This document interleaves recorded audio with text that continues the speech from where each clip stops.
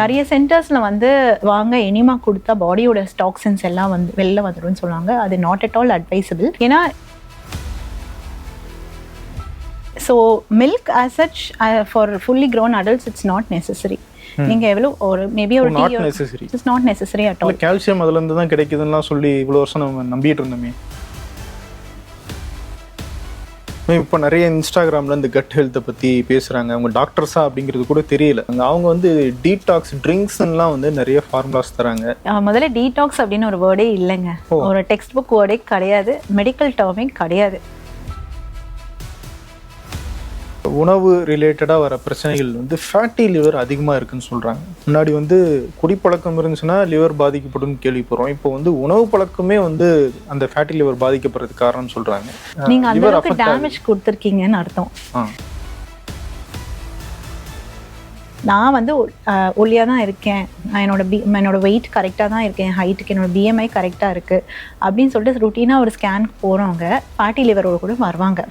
ஏன் தெரியுமா? இப்போ இந்த அல்சர்ஸ் வந்து அதை நம்ம சரியாக ட்ரீட் பண்ணாமல் விட்டால் அதுலேருந்து கேன்சர் வர வாய்ப்பு இருக்கா? கண்டிப்பாங்க.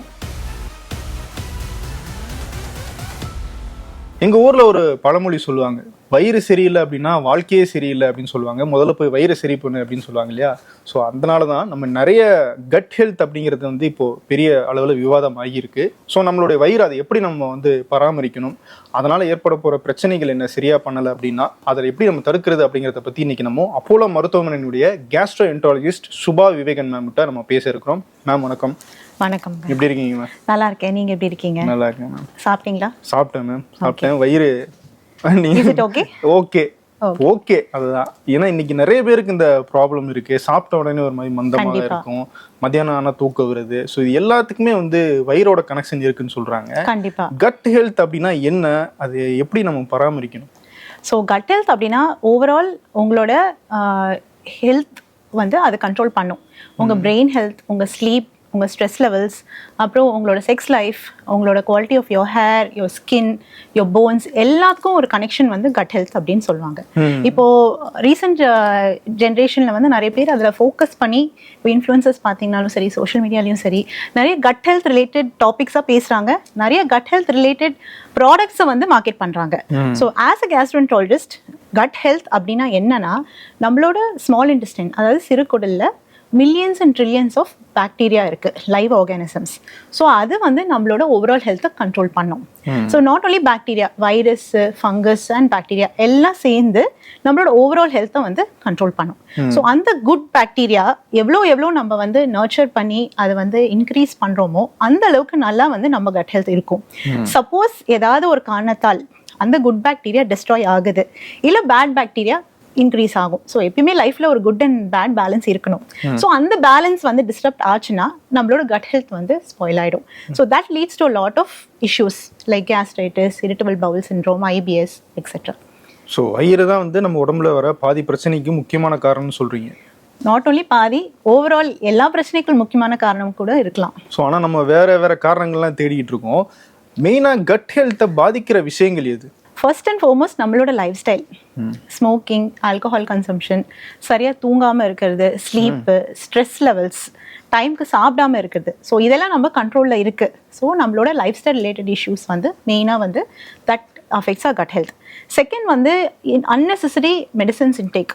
ஸோ நம்ம வந்து தேவையில்லாத சப்ளிமெண்ட்ஸ் போடுறது, தேவையில்லாத சப்ளிமெண்ட்ஸ் எடுக்கிறது. இப்போ யாரோ ஒரு இன்ஃப்ளூயன்சர் ப்ரோட்டீன், கிரியாட்டின், அது இதுன்னு சொல்கிறாங்க, சொல்கிறாங்க, இப்போ நிறைய மார்க்கெட்டில் இருக்குது. ஸோ அது நம்மளுக்கு தேவையா இல்லையான்னு பார்க்காம அது மட்டும் நம்ம பயன்படுத்தணும்னா நம்ம கட் ஹெல்த் கண்டிப்பாக பாதிப்பாயிடும்.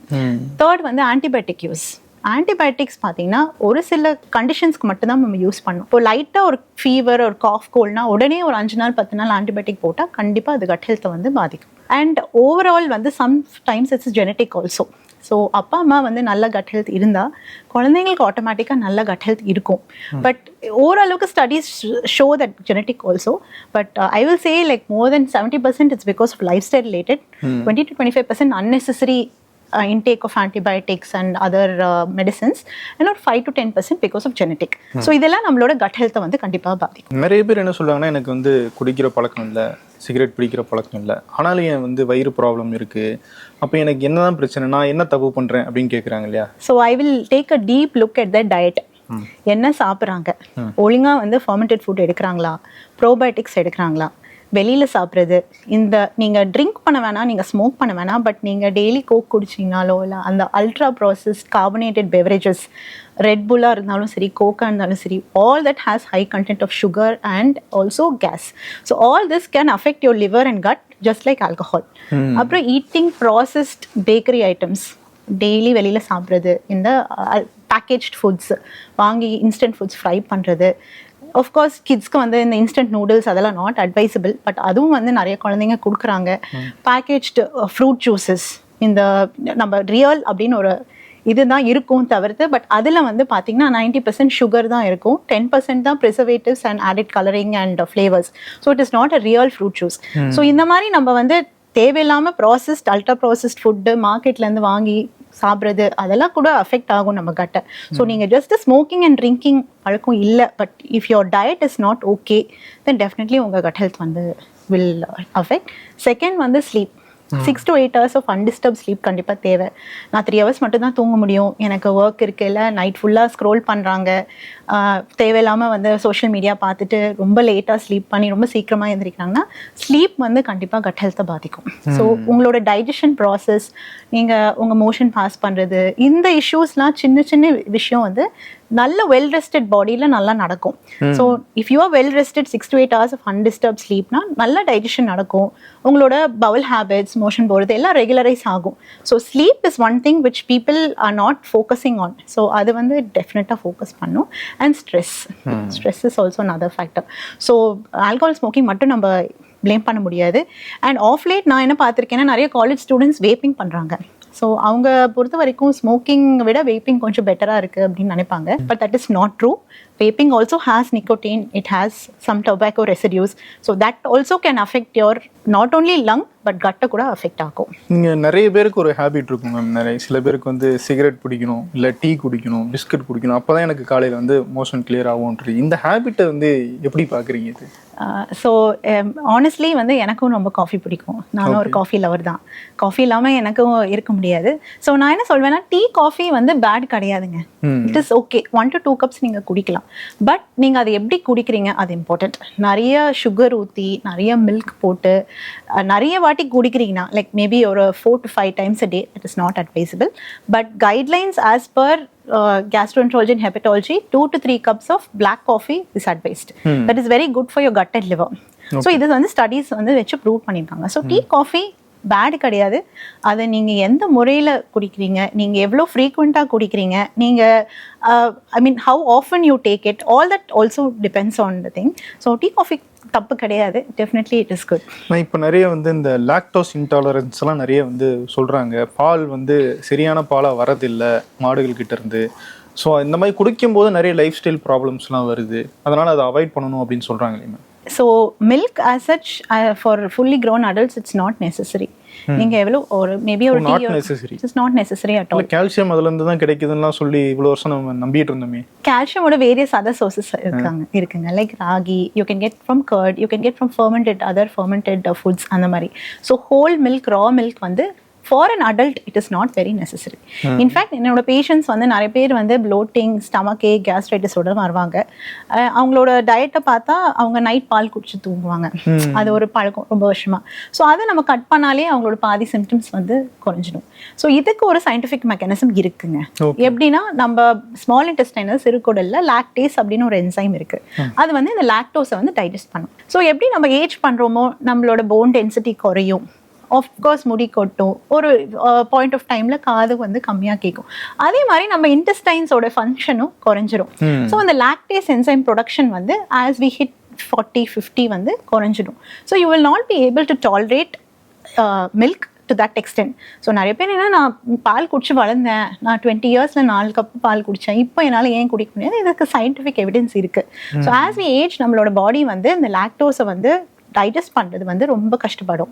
ஸோ உங்களுக்கு அந்த ப்ளோட்டிங், அந்த டயரியா, அந்த வாமிட்டிங் சென்சேஷன், கேஸ்ட்ரைட்டிஸ் இதெல்லாம் வரும். ஸோ வந்து சில பேருக்கு மில்க் வந்து சூட் ஆகலைன்னா அது கம்ப்ளீட்லி நீங்கள் அவாய்ட் பண்ணுறதுல தப்பே கிடையாது. You can take dairy products in paneer, curd, butter milk, மோர் அந்த மாதிரி நீங்கள் இன்க்ளூட் பண்ணலாம். ஸோ அது வந்து ஃபர்மெண்டட்னால கொஞ்சம் டாலரபிலிட்டி பெட்டராக இருக்கும். அது அடுத்ததான் கேட்கலாம்னு நினச்சேன். ஃபர்மெண்டட் அப்படிங்கிற அந்த ஃபுட்டில் எதெல்லாம் வருது, எதெல்லாம் வந்து கட் ஹெல்த்துக்கு நல்லது? எல்லா ஃபர்மெண்டட் ஃபுட்ஸ் கட் ஹெல்த்துக்கு நல்லதுங்க.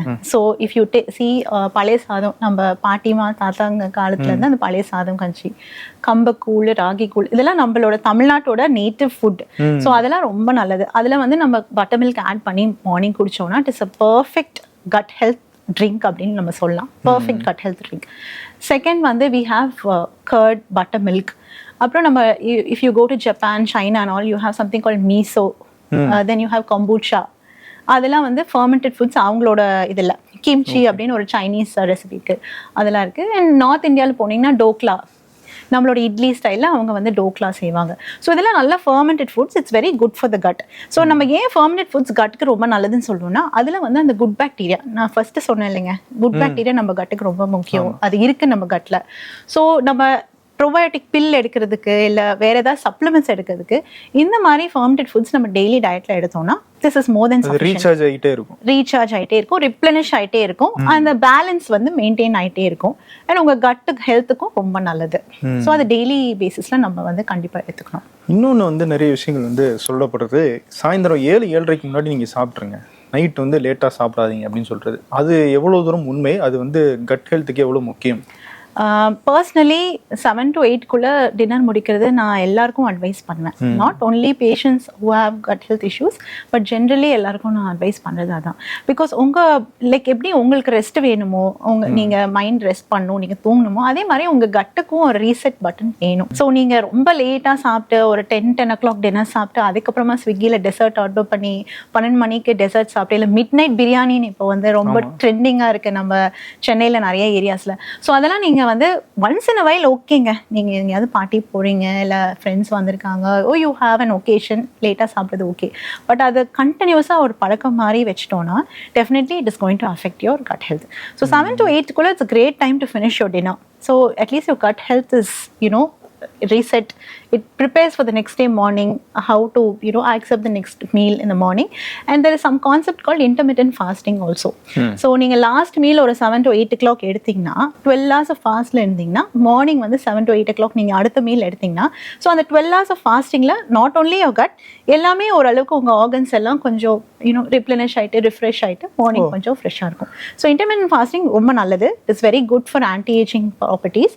பட் எல்லாருக்கும் கிடையாதுன்னு நான் சொல்வேன். இப்போ உங்களுக்கு ரொம்ப அசிடிட்டி இருக்குது, நைட் ரொம்ப சீக்கிரமாக சாப்பிட்டு தூங்கினீங்கன்னா உங்களுக்கு மிட் நைட் வந்து வயிறு எரிச்சல் அந்த மாதிரி வரும்னா, ஸோ நான் அதை ஜென்ரலைஸ் பண்ண மாட்டேன். ஸோ பேஷண்ட் ஃபோக்கஸ்டாக நாங்கள் வந்து அட்வைஸ் பண்ணுவோம். ஸோ சில பேருக்கு டாலரேட் பண்ண முடிஞ்சால் வெரி குட், 7 to 8 o'clock நீங்கள் சாப்பிட முடியுங்க. சம்டைம்ஸ் அந்த 10 o'clock அந்த வயிறு எரிச்சல் வரும், பெயின் வரும், ரொம்ப சீக்கிரமாக சாப்பிட்டோன்னா திருப்பி பசிக்கும். ஸோ அந்த மாதிரி பேஷண்ட்ஸ்க்கு நாங்கள் மீலை ஸ்ப்ளிட் பண்ணி சாப்பிட சொல்லுவோம். So it should be individualised. So டாக்டர்கிட்ட கன்சல்ட் பண்ணிவிட்டு அதெல்லாம் வந்து ஸ்டார்ட் பண்ணுறது நல்லது. கண்டிப்பாக. இப்போ நான் வந்து ஜென்ரலாக எனக்கு வயிறு ப்ராப்ளம் இருக்குது, ஆனால் நான் வந்து லைஃப் அப்படியே ஓட்டிக்கிட்டே இருக்கேன், இந்த சிக்னல்லாம் காட்டுச்சு அப்படின்னா நீங்கள் கண்டிப்பாக டாக்டரை பார்க்கணும் அப்படின்னா என்ன விஷயங்கள் சொல்லுங்க? ஃபர்ஸ்ட் அண்ட் ஃபார்மஸ்ட் ஜென்ரலாக வயிறு ப்ராப்ளம் இருந்தாலே டாக்டர் கிட்ட வாங்க. ஜென்ரலாகவே பிகாஸ் இப்போல்லாம் நம்ம டே டு டே ப்ராக்டிஸில் நிறைய கேன்சர்ஸ் பார்க்குறோம், to be very honest. And like diagnosis of cancer வந்து அது ஒரு ஏஜ் ஸ்பெசிஃபிக்காக இல்லை. அந்த காலத்தில் சொல்லுவாங்க 50-60 வயசு ஆனால் தான் கேன்சர் வரும். இப்போல்லாம் ரொம்ப யங் ஏஜில் நல்ல ஹெல்தி லைஃப் ஸ்டைல், ஜிம்க்கு ரெகுலராக போகிறாங்க, நல்ல பாடி வெயிட் மெயின்டைன் பண்ணுறவங்களுக்கு கூட கேன்சர் வரலாம். ஸோ நிறைய genetic factors, life style factors, நம்ம என்வாயரமெண்டல் ஃபேக்டர்ஸே கேன்சர் காஸ் பண்ணும். ஸோ உங்களுக்கு லைட்டாக ஏதாவது டிஸ்கம்ஃபர்ட் இருக்குது, உங்களோட டைஜஷனில் ஏதாவது இஷ்யூஸ் இருந்துச்சுன்னா கண்டிப்பாக you have to consult a gastroenterologist. So மெயினாக வந்து 5 அலாம் சைன்ஸ் நான் எப்பயுமே சொல்வேங்க. ஒன்று வந்து alteration in your bowel habits, அதாவது உங்களோட மோஷன் போகிற ஹேபிட்ஸில் ஏதாவது ஆல்ட்ரேஷன் தான். ஸோ சடனாக ஒரு டயரியா எபிசோட் அது வந்து ஒரு 2 to 3 weeks கண்டினியூஸாக இருக்குது, அப்படி இல்லைன்னா நல்ல மோஷன் போகிறவங்களுக்கு சடனாக கான்ஸ்டிபேஷன் வருது. ஸோ இப்படி ஆல்டர் ஆகுறது, கான்ஸ்டிபேஷன் அண்ட் டயரியா மாற்றி வருதுன்னா கண்டிப்பாக உடனே டாக்டர் பாருங்கள். செகண்ட் வந்து ப்ளீடிங். ஸோ உங்கள் மோஷனில் நீங்கள் பிளட் நோட் பண்ணீங்க, இல்லை ஏதாவது வாமிட்டிங் எபிசோட் இருந்தது, அதில் பிளட் ஸ்டெயின்ஸ் பார்த்தீங்கன்னா கண்டிப்பாக நீங்கள் உடனே வந்து டாக்டர் பார்க்கணும். தேர்ட் வந்து ப்ளோட்டிங். கொஞ்சம் சாப்பிட்டாலே வயிறு உபசமா இருக்கு. ஸோ முன்னாடி நான் 4 இட்லி சாப்பிட்டாதான் எனக்கு அந்த ஃபீலிங் ஆஃப் ஃபுல்னஸ் இருக்கும். இப்போ ஒரு இட்லி சாப்பிட்டாலே கொஞ்சம் வயிறு அப்படியே திம்முன்னு இருக்கு, எனக்கு ரொம்ப ப்ளோட்டடா இருக்கு அப்படின்னா உடனே டாக்டர் பார்க்கணும். Because all these are early signs of gastric cancer, stomach cancer. 4வது வந்து பசி எடுக்கிறது இல்லை, reduced appetite, reduced hunger. Okay. And 5th வந்து அன்எக்ஸ்பிளைன்ட் வெயிட் லாஸ். நீங்கள் வெயிட் லாஸ்க்கு எய்ம் பண்ணல, நீங்கள் எதுவுமே செய்யலை, நார்மலாக சாப்பிட்றீங்க, நார்மலாக போகிறீங்க வரீங்க, உங்கள் life style activities, day to day activities நார்மலாக இருக்குது. இருந்தாலும் வந்து நீங்கள் ஒரு மாதத்துக்கு 3 kilos 4 kilos ரெடியூஸ் ஆகிட்டே இருக்கீங்க, ஆல்வேஸ் ஃபீலிங் டயர்ட். ஸோ அந்த மாதிரி சுச்சுவேஷனில் டெஃபினெட்லி உங்களோட கட்டில் ஏதோ அலாம் சைன் இருக்குது. So it is asking for help. So you have to consult a doctor. குழந்தைகள் எடுத்துக்கிட்டோம் அப்படின்னா ஒரு வயசுலேருந்து அவங்க வந்து சாலிட் ஃபுட்ஸ் ஆரம்பிக்கிறாங்க, 6 monthsல இருந்து. அவங்களுடைய வயிறு நல்லா இருக்கணும் அப்படின்னா என்னென்ன மாதிரியான ஃபுட்ஸ் வந்து சின்ன வயசுலேருந்து கொடுக்கணும்? This is my favourite question because I am also mother. So நாங்களும் ஒன்றா பார்த்து தான் கண்டிப்பாக கொடுப்போம். என்னன்னா இதுக்கு முன்னாடி இருந்த ஜென்ரேஷன் அம்மாக்கெல்லாம் நாங்களாம் பிஸ்கட் கொடுத்து தான் வளர்த்தோம் எங்கள் குழந்தைய, எங்களுக்கு வளர்க்க தெரியாதா, இன்னும் புதுசாக நீங்கள் சொல்கிறீங்க அப்படின்னு நிறைய அந்த மாமியார் மருமகள் சண்டையே நிறைய வீட்டில் நடக்குது. ஸோ என்ன அப்படின்னு தெளிவுபடுத்திட்டீங்கன்னா நல்லாயிருக்கும். First and foremost best food for all babies is breast milk. ஓகேங்களா. ஏதாவது ஒரு காரணத்தால் மதரால் ஃபீட் பண்ண முடியல, இல்லை ஏர்லியாக ஒர்க் பண்ணுறாங்க, இல்லை ப்ரொடக்ஷனே வரல அப்படின்னா formula feeds are okay. But நீங்கள் எவ்வளோ formula feeds cow milk delay பண்ணுறீங்களோ அவ்வளோ உங்கள் குழந்தைங்களோட கட் ஹெல்த்துக்கு நல்லது. So best for 6 months 6 to நீங்கள் எவ்வளோ ஃபீட் பண்ணுறீங்களோ அவ்வளோ better. But 6 months exclusive breast feeding வந்து குழந்தைங்களுக்கு பெஸ்ட்டு. நெக்ஸ்ட்டு வந்து நீங்கள் ஒன்ஸ் சாலிட்லாம் ஸ்டார்ட் பண்ண ஆரம்பித்த உடனே try to have home based foods. இந்த இன்ஸ்டன்ட் பேக்ட் ஃபுட்ஸ் உடனே சுடு தண்ணியில் கலந்து கொடுக்கறது, இல்லை ரெடிமேட் ப்ராசஸ்ட் ஃபுட்ஸ் அந்த மாதிரி சூப்பர் மார்க்கெட்டில் கொண்டு வந்து அப்படியே giving your kids, that I don't advice at all. நீங்கள் ட்ராவல் பண்ணுறீங்க, இப்போ வேறு வழி இல்லை, நீங்கள் ஏதாவது லாங் ட்ராவல் பண்ணுறீங்க, இப்போ குழந்தைக்கு ஃப்ளைட்டில் வந்து பசிக்கும்னா அந்த டைமில் ஆப்வியஸ்லி நம்ம ஒன்றும் செய்ய முடியாது. So that time you can give instant process food, it's okay. Next variety of fruits and வெஜிடபிள்ஸுங்க, அதை வந்து கட்டாயம் நம்ம எடுத்துக்கணும். ஸோ அதை இன்ட்ரடியூஸ் பண்ணும்போது ஒன்றா ஸ்லோவாக இன்ட்ரடியூஸ் பண்ணுறது better, so that we know the allergies. So we start with basic apple, pear, அந்த மாதிரி ஸ்டார்ட் பண்ணி பனானாஸ்லாம் ஸ்டார்ட் பண்ணி அதுக்கப்புறமா only we go to papayas, grapes and citrus fruits. So we have to check for allergies. Okay, and more commonly குழந்தைங்கள நான் cow milk allergy நான் பார்த்துருக்கேன். So cow milk allergy especially south இந்தியாவில் ரொம்ப common. So நம்ம cow milk கொடுக்கும்போது especially package அந்த packed milk வருதுங்களா எல்லா அப்பார்ட்மெண்ட்ஸ்ல இப்பெல்லாம். ஸோ அந்த பேக்ட் மில்க் கொடுக்கும்போது நம்ம கவ் மில்க் அலர்ஜி கண்டிப்பாக பார்க்கணும். So that can present allergy is different, intolerance is different. அதை நம்ம we have to talk in detail about that. Food allergy வேற, ஃபுட் இன்டாலரன்ஸ் வேற. ஸோ ஃபுட் இன்டாலரன்ஸ் அப்படி பார்த்தீங்கன்னா நீங்கள் வந்து இப்போ ஒரு கிளாஸ் ஆஃப் மில்க் குடிக்கிறீங்க, உங்களுக்கு வயிறில் ஏதாவது பிரச்சனை வருது, you have diarrhoea, stomach pain, cramping, ப்ளோட்டிங்னா ஸோ உங்களுக்கு அந்த ஃபுட்டு இன்டாலரண்ட்டாக இருக்குன்னு அர்த்தம். பட் ஆனால் ஃபுட் அலர்ஜி அப்படின்னா நீங்கள் சப்போஸ் ஒரு பாதாம் சாப்பிட்றீங்க, இல்லை ஏதாச்சும் ஒரு நட் மில்க் ஷேக் எடுக்கிறீங்க, ரேஷஸ், காஃப், ஸ்கின் இஷ்யூஸ், அப்புறம் வந்து ஐ இரிட்டேஷன். ஸோ உங்கள் கட்டோட சிம்டம் வராது, உங்களுக்கு மற்ற இடத்துல சிம்டம் வரும். ரேஷஸ் மாதிரி வரலாம், காஃப், குழந்தைங்களுக்கு டைப்பர் ரேஷ் மாதிரி வரும், இல்லை வந்து அண்டர் த ஆர்ம்பிட்ஸ் நெக்லலாம் ரேஷ் வரும். ஸோ அது வந்து ஃபுட் அலர்ஜி. ஸோ இன்டாலரன்ஸ் பார்த்தீங்கன்னா கட்டுக்கு ஸ்பெசிஃபிக்காக இருக்கும். ஸோ உடனே வந்து உங்களுக்கு அந்த சிம்டம் தெரிஞ்சிடும். Versus allergy is more of a non specific, it can be generalised. You can have a skin rash, breathing problem, asthma வரலாம், அப்புறம் வந்து வேற ஏதாவது ஐ அலர்ஜி, ஐ இன்ஃபெக்ஷன் அந்த மாதிரி கூட வரலாம். So allergy and intolerance are 2 separate spectrum. So நம்ம குழந்தைங்களுக்கு ஃபுட் இன்ட்ரடியூஸ் பண்ணும்போது எது அலர்ஜி எது இன்டாலரன்ஸ் பார்த்து தான் நம்ம கொடுக்கணும். அண்ட் பிஸ்கெட்ஸ் அப்படின்னா நீங்கள் சொன்ன மாதிரி வி கேனாட் கம்ப்ளீட்லி அவாய்ட். இப்போ வளர குழந்தைங்க ஆப்வியஸ்லி ஒரு சுச்சுவேஷனில் இப்போ பர்த்டே பார்ட்டிஸ் போகிறாங்கன்னா அங்கே பீட்சா, கேக், பிஸ்கெட்ஸ்லாம் சாப்பிட தான் போகிறாங்க. ஸோ நம்ம வீட்டில் எவ்வளோ ரெஸ்ட்ரிக்ட் பண்ண முடியுமோ அது நம்ம கையில் இருக்குது. ஸோ அதை நம்ம ரெஸ்ட்ரிக்ட் பண்ணலாம். But once they go out I think it's okay, let them enjoy.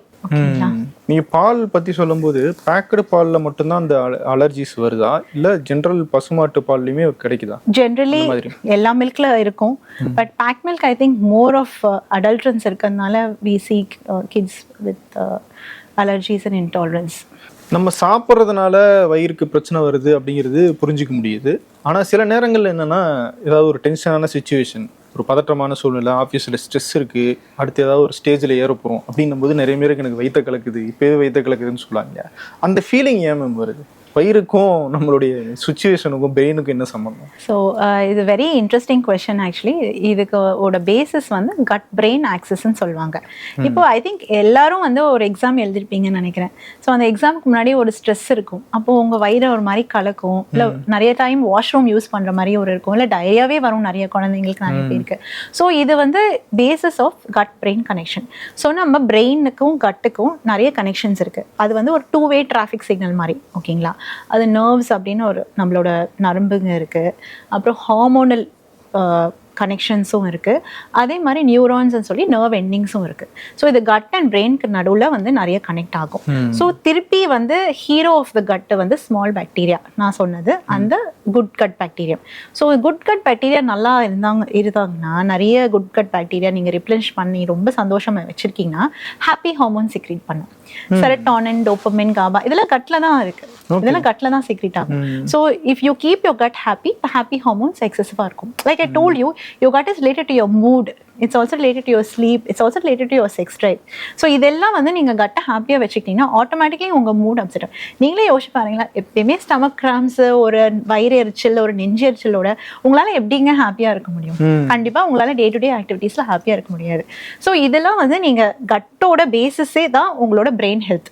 So இதுக்கு பேசிஸ் தான் IBS, ஒரு இரிட்டபிள் பவல் சிண்ட்ரோம். ஸோ நிறைய ஆன்சைட்டி, டிப்ரெஷனில் இருக்கவங்க, அதே மாதிரி நிறைய வந்து ஸ்ட்ரெஸ்ஸில் இருக்கவங்களுக்கு கட் இஷ்யூஸ் வரும். ஸோ பெரிய ஃபைல் தூக்கிட்டு வருவாங்க, நான் எண்டோஸ்கோபி பண்ணியிருக்கேன், கொலனோஸ்கோபி பண்ணியிருக்கேன், CT ஸ்கேன் எல்லாமே பண்ணியிருக்கேன், பிளட் டெஸ்ட் பண்ணியிருக்கேன், எல்லாமே நார்மலாக இருக்குது. ஸோ என்ன இஷ்யூ, எனக்கு எல்லா டாக்டர்ஸ் பார்த்துருக்கேன். அப்புறம் தான் we work on the psychological evaluation. So ஒரு சைக்காலஜிஸ்ட்டை இன்வால்வ் பண்ணுறது, ஒரு டயட்டிஷியன் இன்வால்வ் பண்ணுறது, அதே மாதிரி கட் ஸ்பெசிஃபிக் டேப்லெட்ஸ் நாங்கள் கொடுப்போம்.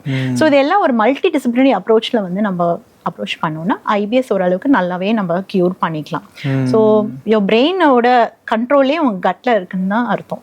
ஸோ வாழ்க்கையில் ஜெயிக்கணும் அப்படின்னா மோட்டிவேஷனுக்கு முதல்ல வயிறை சரி பண்ணுங்க, அதுவே வந்து ஜெயிச்சிடலாம் அப்படின்னு. கண்டிப்பாக கண்டிப்பாக. ஓகே, இன்னொரு வயிறு சார்ந்து நம்ம பேசும்போது இந்த ஆசிட் ரிஃப்ளெக்ஸ் அப்படின்றது நிறைய பேசுவோம். இப்போ நிறைய விளம்பரங்கள்லாம் வருது, ஒரு மாத்திரையை போட்டால் டக்குன்னு வந்து சரியாயிருது அப்படின்லாம் சொல்கிறாங்க. ஸோ அந்த மெத்தட் ஆஃப் க்யூரிங் வந்து சரியாகுது, அது ஆசிட் ரிஃப்ளெக்ஸ் வராமல் இருக்கிறதுக்கு என்ன பண்ணணும்? ஸோ ஆசிட் ரிஃப்ளக்ஸோட மெயின் சிம்டம் வந்து நெஞ்சு எரிச்சல் தான் சொல்லுவாங்க. ஓகே, ஸோ அது தவிர்த்து நிறைய சிம்டம்ஸ் இருக்குது, which is called silent acid reflux. Okay, so throat pain, throat irritation, frequent sore throat, த்ரோட்டில் ஏதோ ஸ்டக் ஆகிற மாதிரி இருக்குது, ஒரு மியூக்கன் சென்சேஷன், அடிக்கடி த்ரோட்டை கிளியர் பண்ணுறோம், ட்ரை காஃப், தூங்குற பிறகு மிட் நைட்டில் எழுந்து காஃப் பண்ணுறது, இது எல்லாமே ஆசிட் ரிஃப்ளக்ஸோட சிம்டம்ஸ். ஸோ வெறும் வயிறு எரிச்சல், நெஞ்சு எரிச்சல் மட்டும்தான் ஆசிட் ரிஃப்ளக்ஸ் நினைக்காதீங்க. ஸோ ஆசிட் ரிஃப்ளக்ஸோட பேத்தோஃபிசியாலஜி, அதாவது அதோட பேசிஸ்க்கு போனோம்னா, நம்ம உணவு குழாய், அதாவது ஈசோஃபேகஸ்க்கும் ஸ்டமக்குக்கு நடுவில் ஒரு வால்வ் இருக்குது, அதோட பேர் எலியஸ். ஸோ நீங்கள் சாப்பிட்ட பிறகு அந்த எலியஸ் க்ளோஸ் பண்ணும். ஸோ நீங்கள் உங்கள் ஸ்டமக் கண்டென்ட்ஸ், ஆசிட் எல்லாம் வயிறுலேயே இருக்கும். ஸோ சப்போஸ் அந்த எலியஸ் லூஸ் ஆச்சுன்னா அந்த வால்வு, ஸோ நீங்கள் படுக்கும்போது, நீங்கள் சப்போஸ் பெண்ட் பண்ணும்போது, நிமிரும் போதெல்லாம் உங்களோட ஸ்டமக் கண்டென்ட்ஸ் வந்து திருப்பி ரிஃப்ளக்ஸ் ஆகும். ஸோ இதோட பேர் வந்து லாஸ் எலிஎக்ஸ், அண்ட் அதோட டிசீஸ் பேர் வந்து GERD, கேஸ்ட்ரோஈஸ்டோஃபேஜியல் ரிஃப்ளக்ஸ் டிசீஸ் சொல்லுவாங்க. ஸோ அந்த GERD வந்து நாங்கள் காமன் மெடிக்கல் டேர்ம்ஸில் சொல்லுவோம். ஸோ GERD பார்த்தா ஒரு நாளைக்கு நான் சப்போஸ் ஒரு 20-25 பேஷண்ட் பார்த்தோன்னா ஒரு 15 to 20 பேஷண்ட்ஸ் GERDோடு தான் இருப்பாங்க. ஸோ டே டு டே ப்ராக்டிஸில் அவ்வளோ காமனாக இருக்குது GERD. ஸோ இதுக்கு காரணம் again life style related, smoking, stress, ரொம்ப வெயிட் அதிகமாக இருக்கிறது, ஒபிசிட்டி, அப்புறம் ஹையட்டஸ் ஹர்னியா அப்படின்னு ஒரு கண்டிஷன் இருக்குது. அண்ட் திருப்பி நான் சொன்ன மாதிரி ரொம்ப ஃபேட்டி ஃபுட், ஆயிலி ஃபுட் அதெல்லாம் கன்சியூம் பண்ணுறது GERD வந்து காஸ் பண்ணும். ஸோ எப்பயுமே வந்து ஓவர் த கவுண்டர் மெடிசன் எடுத்துகிட்டு சாப்பிட்றது வந்து நாட் அட்வைசபிளுங்க. நீங்கள் என்னைக்காச்சும் ஒரு நாள் GERD வருது அப்படின்னா ஓகே, பட் உங்களுக்கு கண்டினியூஸாக சிம்டம்ஸ் ஒரு 2 weeks மேலே இருந்ததுன்னா கண்டிப்பாக கேஸ்ட்ரோஎன்ட்ராலஜிஸ்ட் பார்க்கணும். ஏன்னா GERD வந்து இப்போ சாதாரண டிசீஸாக இருக்கும், பட் நாளைக்கு வந்து it can relate cause lot of complications. So உங்கள் உணவு குழாயில் கேன்சர் கூட வரலாம், பேரட்ஸ் ஈசோஃபேகஸ் அப்படின்னு ஒரு கண்டிஷன் இருக்குது, அல்சர்ஸ்லாம் வரலாம். ஸோ GERD வந்து ஜஸ்ட் ஓவர் த கவுண்டர் மெடிசன்ஸோட ட்ரீட் பண்ணக்கூடாது. ப்ராப்பராக ஒரு கேஸ்ட்ரோஎன்ட்ராலஜிஸ்ட் பார்த்து எண்டோஸ்கோபி பண்ணி அதுக்கேற்ற மாதிரி நம்ம ட்ரீட் பண்ணுறது தான் முக்கியம். இப்போ நிறைய இன்ஸ்டாகிராமில் இந்த கட் ஹெல்த்தை பற்றி பேசுகிறாங்க. அவங்க டாக்டர்ஸா அப்படிங்கிறது கூட தெரியல, ஆனால் நாங்கள் எக்ஸ்பர்ட்ஸ் அப்படிங்கிற அடிப்படையில் நிறைய சஜஷன்ஸ் கொடுக்குறாங்க. அவங்க வந்து டீடாக்ஸ் ட்ரிங்க்ஸ்லாம் வந்து நிறைய ஃபார்முலாஸ் தராங்க. இந்த ஃப்ரூட்ஸ் இதெல்லாம் மிக்ஸ் பண்ணி வந்து ஜூஸ் போட்டு குடிங்க அப்படின்னு நிறைய விஷயங்கள் சொல்கிறாங்க. இதெல்லாம் வந்து ஒரு ப்ராப்பரான ஒரு ஒரு ஃபுட்டாக நீங்கள் அதெல்லாம் எடுத்துக்கலாமா? ஓகே, முதல்ல டீடாக்ஸ் அப்படின்னு ஒரு வேர்டே இல்லைங்க. ஒரு டெக்ஸ்ட் புக் வேர்டே கிடையாது, மெடிக்கல் டேர்மே கிடையாது. ஆனால் இப்போ சோஷியல் மீடியாவில் எஸ்பெஷலி இன்ஃப்ளூயன்சர்ஸ் நிறைய detox drinks, detox juice, detox smoothies, அப்புறம் டீடாக்ஸ் டயட் அந்த மாதிரிலாம் சொல்கிறாங்க. ஸோ டீடாக்ஸ் அப்படின்னு ஒரு வேர்டே கிடையாது. முதல்ல we just need to abolish that word and it is only a marketing gimmick. ஓகேங்களா, நீங்கள் இந்த ட்ரிங்கை குடிச்சிங்களோ இல்லை ஒரு ஸ்மூதியை சாப்பிட்டீங்களோ உங்களோட பாடியோட டாக்ஸின்ஸ் எல்லாம் வெளியில் வர போகிறது இல்லைங்க. ஸோ எது தெரியுமா பயங்கரமான டீடாக்ஸ் பாடிக்கு? உங்களோட பாடியோட நேச்சுரல் ஆர்கன்ஸ். அதாவது உங்க லிவர், இப்போ நீங்க ஏதாவது ஒன்று எடுக்கிறீங்க, சப்போஸ் ஒரு ஆல்கஹால் கன்சம்ஷனாக இருந்தாலும் சரி, அந்த லிவர் வந்து அந்த டாக்ஸினை வந்து நல்லா மெட்டபலைஸ் பண்ணி வெளியில எடுக்கிறது அந்த லிவரோட வேலை. அதே மாதிரி கிட்னி, உங்களோட பாடியோட யூரினரி ரெசிடியூஸ்லாம் வெளியில் அனுப்புறது. All the toxins are getting flushed out. நீங்கள் if you are breathing bad air, your lungs are flushing out the bad air and giving you good oxygen. So உங்க body organs itself are in a mode of detox. அதே மாதிரி நம்ம colon, நம்ம சாப்பிட்றது எல்லாமே வேஸ்ட்டாக வருது வெளியில. ஸோ அதை உங்கள் பாடியை நேச்சுரலாகவே டீடாக்ஸ் வைக்கிறது. உங்கள் பாடியை ஹெல்த்தியாக வச்சாலே நீங்கள் மோட் ஆஃப் டீடாக்ஸில் இருக்கீங்க. நேச்சுரலாகவே இது இருக்குது, உடம்புல இருக்குது. ஸோ நீங்கள் இந்த மாதிரி மார்க்கெட்டிங் கிமிக்ஸ்க்கெலாம் நீங்கள் ஃபாலோ ஆகணும்னு பிரயோஜனமே கிடையாது. இந்த நீங்கள் maybe you think that it's going to work, but it as a doctor, as a gastroenterologist, நான் எந்த டீடாக்ஸ் டயட்டோ எந்த டீடாக்ஸ் ட்ரிங்க், ஸ்மூதி ப்ரோக்ராம் அதெல்லாம் நான் ரெக்கமெண்ட் பண்ணவே மாட்டேன். ரெண்டாவது வந்து ரொம்ப ஹார்ம்ஃபுல்லான இது நான் பார்த்துருக்கேன், எனிமா கொடுக்கறது. நிறைய சென்டர்ஸில் வந்து வாங்க எனிமா கொடுத்தா பாடியோட டாக்ஸின்ஸ் எல்லாம் வந்து வெளில வந்துடும்னு சொல்லுவாங்க. அது நாட் அட் ஆல் அட்வைசபிள். ஏன்னா உங்களுக்கு எனிமாங்கிறது ஒரு மெடிக்கல் ப்ரொசீஜர். நம்ம ஒரு ஹாஸ்பிட்டல் செட்டப்பில் பண்ணுறது பிஃபோர் சர்ஜரி, இல்லை பேஷண்ட்க்கு ரொம்ப கான்ஸ்டிபேஷன் இருக்குது, இல்லை இம்பாக்ட் ஸ்டூல்ஸ், இல்லை வேறு ஏதாவது ஆப்ரேஷன் இமீடியட்டாக பண்ணணும்னா எனிமா நம்ம அந்த டைமில் கொடுப்போம். So it is a medical procedure. இந்த மாதிரி சென்டர்ஸில் இல்லை ஸ்பா சென்டர்ஸ்லாம் எனிமா கொடுக்கறதுல நாட் அட்வைசபிள். அதுக்கு நிறைய சைடு எஃபெக்ட்ஸ் இருக்குது. ஸோ அந்த சைடு எஃபெக்ட்ஸ்லாம் நாங்கள் ட்ரீட் பண்ணியிருக்கோம். ஆஸ் அ டாக்டர் நாங்கள் எனிமாலாம் கொடுத்து சைடு எஃபெக்ட்ஸ்லாம் வந்து நாங்கள் ட்ரீட் பண்ணியிருக்கோம். பைல்ஸ் வரலாம், ஃபிஷர் வரலாம், நிறைய ப்ராப்ளம் வரலாம். ஸோ டீடாக்ஸ், எனிமாஸ் இதெல்லாம் வந்து எனக்கு தெரிஞ்சு அபாலிஷ் பண்ணுறது நல்லது. Detox is a myth. It's a complete myth. It's a misnomer. டீடாக்ஸ்னு வரும்போது இன்னொரு விஷயம் ப்ரோபயோட்டிக் அப்படிங்கிற ஒரு விஷயம் சொல்றாங்க. நம்ம நீங்க சொன்ன அந்த நல்ல பாக்டீரியாவை வயிற்றுக்கு கொண்டு வரதுக்கு இந்த பவுடரை வந்து சாப்பிடுங்க அப்படின்னு சொல்றாங்க. அப்படிப்பட்ட பவுடர்ஸ் இருக்கா? அதை அட்வைசபிளா எடுத்துக்கிறது? ப்ரோபயோட்டிக்ஸ் வந்து இருக்கு. அது ஒன்றும் இல்லைங்க, உங்க பாடியில இருக்க அதே பாக்டீரியாவை இவங்க கல்டிவேட் பண்ணி வெளியில எடுத்துட்டு திருப்பி நல்லா ஸ்டெரிலைஸ் பண்ணி பேக்கேஜ் பண்ணி ட்ரிங்க்ஸு, ஸ்மூதிஸு, சாஷேஸ், டேப்லெட்ஸ் அண்ட் பவுடர்ஸாக கொடுக்குறாங்க. ஸோ ஆஸ் அ டாக்டர் நாங்கள் ப்ரோபயோட்டிக்ஸ் அட்வைஸ் பண்ணுறோம், but on a case to case basis. இப்போ பேஷண்ட்க்கு டைரியா இருக்குது, ஆன்டிபயோட்டிக்ஸ் நிறைய சாப்பிட்ருக்காங்க, இல்லை ஒரு ஐசியூ அட்மிஷனில் இருக்காங்க, நிறைய லூஸ் மோஷன்ஸ் போகுது அப்படின்னா ப்ரோபயோட்டிக்ஸ் நாங்கள் கண்டிப்பாக அட்வைஸ் பண்ணுவோம். ஒரு சில ஸ்டடீஸில் ஐபிஎஸ் இரிட்டபிள் பவுல் சிண்ட்ரோமில் ப்ரோபயோட்டிக்ஸ் நம்ம அட்வைஸ் பண்ணுவோம். ஐபிடின்னு இன்ஃப்ளமேட்டரி பவுல் டிசீஸ் இருக்குது, அதோட பேத்தோஃபிசியாலஜியில் ப்ரோபயோட்டிக்ஸ் நாங்கள் அட்வைஸ் பண்ணுவோம். ஸோ கேஸ் டு கேஸ் பேசிஸில் எந்த ப்ரோபயோட்டிக், இப்போ ப்ரோபயோட்டிக் காம்பினேஷனே நிறைய இருக்குது மார்க்கெட்டில். So medicated probiotic which we know the constituents எவ்வளோ லேக்ஸ் ஆஃப் ஆர்கானிசம்ஸ் இருக்குது, அந்த மாதிரி பார்த்து நாங்கள் கேஸ் டு கேஸ் பேசிஸில் நாங்கள் அட்வைஸ் பண்ணுவோம்.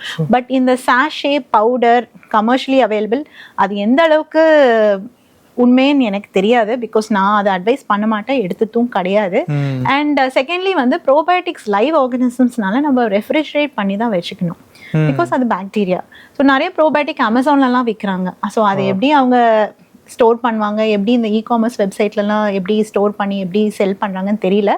ஸோ ஜென்ரலி நீங்கள் உங்களுக்கு ப்ரோபயோட்டிக் வேணால் டாக்டர் கிட்ட பேசுங்க. அப்படி இல்லைன்னா best is to have probiotic rich diet. டயட்லேயே நீங்கள் ப்ரோபயோட்டிக் உங்களுக்கு நல்லா கிடைக்கும் போது எதுக்கு நீங்கள் சப்ளிமெண்ட்டாக எடுக்கணும்?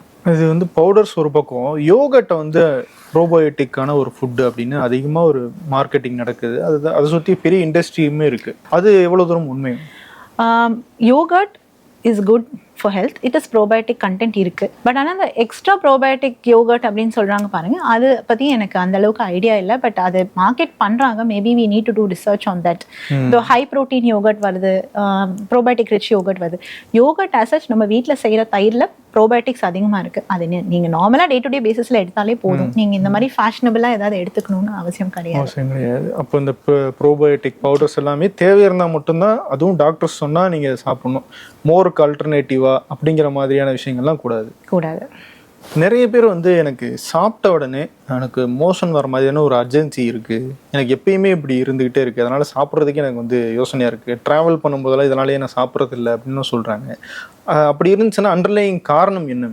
ஸோ இதுக்கு பேர் தான் இரிட்டபிள் பவல் சிண்ட்ரோம்னு சொல்லுவாங்க. ஸோ இந்த மாதிரி பேஷண்ட்ஸ்க்கு ஜென்ரலி சாப்பிட்ட உடனே ஒரு கிராம்பிங் அப்டாமினல் பெயின் வரும், ஒரு வயிறு கலக்கி மோஷன் வர மாதிரி ஒரு ஃபீலிங் இருக்கும். அப்படின்னா கம்ப்ளீட் ஆப்போசிட் கான்ஸ்டிபேஷன் வரலாம். ஸோ ஐபிஎஸ் கான்ஸ்டிபேஷன் ப்ரிடாமினன்ட் இருக்குது, லூஸ் மோஷன் டயரியா ப்ரிடாமினன்ட் இருக்கும். பட் ரெண்டுத்துக்கும் காமனாக வந்து பெயின் வரும், அதாவது அந்த வயிறு கலக்கிறது. அந்த மாதிரி நிறைய பேர் நீங்கள் சொன்ன மாதிரி என்னோட பேஷண்ட்ஸ் கூட சொல்லுவாங்க, இப்போ ஒரு ரெஸ்டாரண்ட்டில் சாப்பிட்றது கூட வந்து பயப்படுவாங்க. ஏதாவது ட்ராவல் பண்ணுறாங்கன்னா முதல்ல ரெஸ்டாரண்ட் எங்கேயாவது சப்போஸ் ஹைவேல நிறுத்துறாங்க, முதல்ல போய் வாஷ்ரூம் செக் பண்ணிட்டு வருவாங்க. நல்லா இருந்தால் தான் அவங்க சாப்பிடுவேன் மேடம், ஏன்னா எனக்கு சாப்பிட்ட உடனே வாஷ்ரூம் போகிற அந்த ஃபீலிங் இருக்கும். ஸோ முதல்ல போய் வாஷ்ரூம் நல்லா இருக்கான்னு செக் பண்ணிட்டு தான் வந்து உட்காந்து சாப்பிடுவாங்க. ஸோ இந்த மாதிரி பேஷண்ட்ஸ்க்குலாம் ஐபிஎஸ் இரிட்டபிள் bowel syndrome தான் காரணம். Like we have to go back to the mind gut connection again. நம்ம ஆல்ரெடி பேசின மாதிரி gut brain axis, mind gut connection அந்த மாதிரி இருக்கு. ஸோ இவங்களுக்கு வந்து ஹோலிஸ்டிக் அப்ரோச் தான் இது. ஸோ நம்ம எல்லா டெஸ்ட் எடுத்தால் எல்லாமே கிட்டத்தட்ட நார்மலாக இருக்கும். ஸோ நம்ம இதுக்கான ஸ்பெசிஃபிக் மெடிசன்ஸ் இருக்குங்க, கேஸ்ட்ரோன்ட்ராலஜிஸ்டாக we can prescribe. அதே மாதிரி மைண்டை ரிலாக்ஸ் பண்ணுற மெடிசன்ஸும் இருக்குது. ஸோ கம்ப்ளீட்டாக நம்ம ரெண்டுத்தையும் சேர்த்து பண்ணோன்னா தான் பேஷண்ட் வந்து ஓரளவுக்கு நல்லா ட்ரீட் பண்ண முடியும். And it is curable, it is treatable. And டயட்டில் பார்த்தீங்கன்னா லோ ஃபாட்பேப் டயட் அப்படின்னு ஒன்று இருக்குது. ஸோ ஐபிஎஸ் பேஷண்ட்ஸ்க்கு பொதுவாக நாங்கள் அந்த டயட் சார்ட் கொடுப்போம். ஸோ என்னென்ன எடுத்துக்கக்கூடாதுன்னு ஸ்ட்ரிக்ட்லி நோ, இதெல்லாம் வந்து எடுத்துக்காதீங்க அப்படின்னு நம்ம சொல்லிட்டோம்னா ஓரளவுக்கு அதெல்லாம் ஃபாலோ பண்ணால் 2 to 3 months நல்லா ரிலீஃப் கிடைக்கும். ஸோ அந்த லோ ஃபாட்பேப் டயட் வந்து இட் இஸ் வெரி காமன். முன்னாடி யூஎஸ் யூரோப்லலாம் தான் ரொம்ப ப்ராப்ளமாக இருந்தது. இப்போ இந்தியாவிலே நம்ம நிறைய ஐபிஎஸ் பேஷண்ட்ஸ் பார்க்கறதுனால நாங்கள் நிறைய லோ ஃபாட்பேப் டயட் கொடுக்க ஆரம்பிச்சிருக்கோம். ஸோ இப்போ பேஷண்ட்ஸ்க்கு நல்லாவே இம்ப்ரூவ்மெண்ட் இருக்கும். என்ன it will take time. So patient also has to be little bit of have patience for it to cure. And as a gastroenterologist நம்மளும் understand பண்ணணும் that it is not only through surgery or any other hi-fi treatment. Medicines and little bit of psychological counseling will definitely cure them. ஜென்ரலாகவே இந்த ஃபுட்டெல்லாம் எல்லா தரப்புல உங்களுக்கு வயிறு பிரச்சனை இருக்கு இல்லை அப்படின்னாலுமே நீங்கள் இந்த ஃபுட்டெல்லாம் நீங்கள் ஜென்ரலாக அவாய்ட் பண்ணணும் அப்படின்னா எதில் சொல்லுவீங்க? ஒரு லிஸ்ட் கொடுக்க முடியும்? Okay, top 5 foods which I tell to avoid. One is packaged foods. Anything from packet try to avoid, whether it is instant noodles or packaged fruit juices, packaged candy, அதெல்லாம் avoid பண்ணுங்க. இந்த try ஃப்ரைடுலாம் சொல்றாங்க ma'am, oil இல்லாம fry பண்ணி back பண்ணி விக்கிறாங்க, அது நீங்க பாத்தீங்களா? அது ஆயில் போடாம பண்றாங்கன்னு சொல்லிட்டு சோ தெரியாது இல்ல. சோ அதுக்கு நம்ம வீட்லயே ஏர் ஃப்ரையர் வச்சு கூட நம்ம ட்ரை ஃப்ரைட் ஸ்நாக்ஸ் வந்து ப்ரிப்பேர் பண்ணலாம். So anything from the packet, read the labels properly. அது கூட வெரி இம்பார்ட்டன்ட். ஏன்னா எல்லாமே ஃப்ரண்ட்ல பாத்தீங்கன்னா ரொம்ப கேட்சியா இருக்கும். பட் நம்ம பின்னாடி திரும்பி லேபிள்ஸ் படிக்கிறது ரொம்ப முக்கியம். இன்ஃபேக்ட் நம்ம குழந்தைங்களுக்கும் வந்து லேபிள்ஸ் படிக்கிறது நம்ம வந்து சொல்லி தரணும். Any package foods read the labels சொல்லணும். செகண்ட் வந்து ஹை ரிஃபைன்ட் ஃப்ளவர் ஃபுட்ஸ், மைதா இருக்கிற foods like cake, pastries, croissants, white bread, parotta, இதெல்லாம் வந்து அவாய்ட் பண்றது நல்லது. இதுதான் gluten சொல்றாங்க. gluten is completely different. மைதால gluten இல்ல. ஓகே, வீட்ல தான் gluten இருக்குங்க. சோ அது gluten வந்து அது தனியா நம்ம பேசலாம்.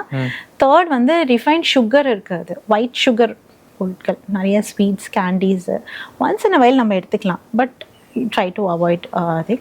தென் அல்ட்ரா ப்ராசஸ்ட் மீட், நீங்கள் பார்த்தீங்கன்னா சாசேஜஸ், பேக்கன், ஃப்ரோசன் மீட் நிறைய இப்போ வருது. இந்த இன்ஸ்டன்ட் ஸ்நாக்ஸ், இந்த நக்கெட்ஸ் அதெல்லாம் ஃப்ரோசன் ஃப்ரீஸ் பண்ணி விற்கிறாங்க.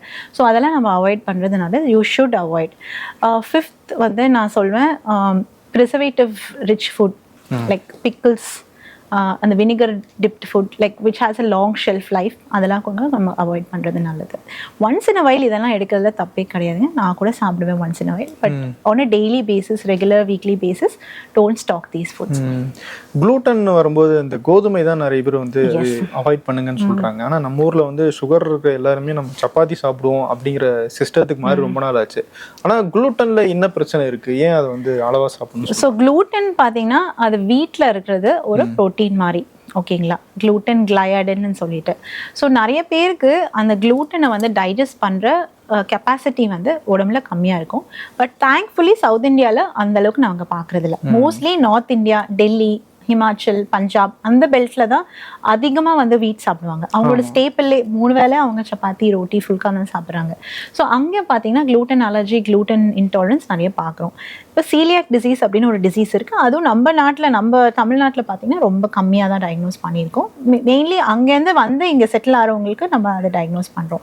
ஸோ பொதுவாக வந்து gluten ஃப்ரீ டயட் சாப்பிட்டா ஹெல்த்தியாக இருப்போம் அப்படின்லாம் வந்து நினைக்காதீங்க. வீட் இன்க்ளூட் பண்ணுங்கள். Wheat is a great source of fibre. So அதெல்லாம் நம்ம இன்க்ளூட் பண்ணதில் தப்பு இல்லை. டயபெட்டிக்ஸ்க்கு நீங்கள் சொன்ன மாதிரி நம்ம இன்க்ளூட் பண்ணலாம். இப்போ இந்த gluten allergy, gluten sensitivity, gluten intolerance diagnose பண்ணுறதுக்கு டெஸ்ட்ஸ் இருக்குங்க. பிளட் டெஸ்ட் இருக்குது. அதே மாதிரி எண்டோஸ்கோப்பியில் பயோப்சி எடுத்து நம்ம டயக்னோஸ் பண்ணுவோம். ஸோ ஒரு வாட்டி சப்பாத்தி சாப்பிட்டு வயிறு கலக்குனா உடனே எனக்கு gluten அலர்ஜி இருக்குது அப்படின்னு சொல்லி நீங்கள் அவாய்ட் பண்ணக்கூடாது. டாக்டர் தேவைப்பட்டால் அந்த டெஸ்ட்டு எடுங்க. எடுத்துட்டு உங்களுக்கு மேபி கொஞ்சம் நாளைக்கு gluten ரெஸ்ட்ரிக்ட் பண்ணி பாருங்கள். திருப்பி ரீஇன்ட்ரடியூஸ் பண்ணுங்கள். ஓகேங்களா. ஸோ பொதுவாக நான் gluten ஃப்ரீ சாப்பிட்றேன் அப்படின்னு நிறைய பேர் ஸ்டைலாக சொல்லுவாங்க. பட் அது தேவையே இல்லை. நீங்கள் unless you are actually having a disease, there is no point in avoiding gluten. இப்போ எண்டோஸ்கோபி சொன்னீங்க. நிறைய பேருக்கு அந்த எண்டோஸ்கோபி மூலமாக டெஸ்ட் எடுக்கிறதோ ட்ரீட்மெண்ட் பண்ணுறதோ அதுக்கே நிறைய பேர் பயப்படுறாங்களே, அது எவ்வளோ தூரம் சேஃப் மேம்? அது ஏன் வந்து இந்த மெத்தட் பயன்படுத்துகிறோம்? எண்டோஸ்கோபி, கொலனோஸ்கோபி பார்த்தீங்கன்னா it is a very very safe procedure. அது வந்து எங்களோட டயக்னோஸ்டிக் டெஸ்ட். ஓகேங்களா. இப்போ குடலில் வந்து ஏதாவது புண்ணு இருக்குது, வயிறில் ஏதாவது அல்சர் இருக்குது, இல்லை வேறு ஏதாவது கேன்சர், கட்டி, இல்லை பாலிப்ஸ், இதெல்லாம் நிறைய கண்டிஷன்ஸ் இருக்குது. இதெல்லாம் நம்ம ஸ்கேன் பண்ணியோ இல்லை சிடி ஸ்கேன் பண்ணியோ ஜஸ்ட் பார்க்க தான் முடியும். பட் அதுலேருந்து சத டெஸ்ட் எடுக்க முடியாது, அதை க்யூர் பண்ண முடியாது. இப்போ எண்டோஸ்கோப்பி வந்து நீங்கள் பயப்பட வேண்டிய அவசியமே கிடையாது. Because it's just a 2-minute procedure. இப்போ எங்கள் ஹாஸ்பிட்டலில் நாங்கள் ஹை டெஃபினிஷன் ஸ்கோப்ஸ் வச்சுருக்கோம்.